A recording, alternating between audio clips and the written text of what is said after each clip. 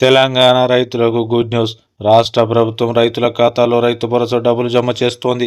ఎకరాకు 6,000 చొప్పున తొలి విడతలో మండలంలోని ఓ గ్రామంలోని రైతులకు రైతు భరోసా ఇచ్చే కార్యక్రమం కొనసాగుతోందని వ్యవసాయ శాఖ మంత్రి తుమ్మల నాగేశ్వరరావు గారు తెలిపారు. సోమవారం 4,41,111 మంది రైతుల ఖాతాలో రైతు భరోసా నిధులు జమ చేసినట్లు ఆయన చెప్పారు.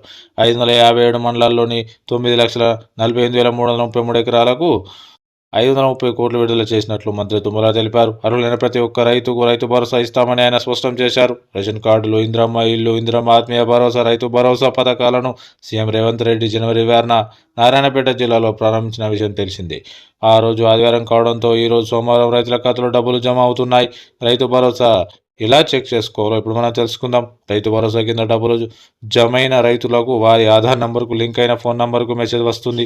బ్యాంకు దగ్గరికి వెళ్ళి బ్యాంక్ స్టేట్మెంట్ తీసి చెక్ చేసుకోవచ్చు. ఆయా అకౌంట్కి యూపీఐ పేమెంట్స్ యాడ్ చేసి ఉంటే మొబైల్ ఫోన్లోనే మీ ఖాతాలో డబ్బులు పడ్డాయా లేదా అని కూడా చెక్ చేసుకోవచ్చు.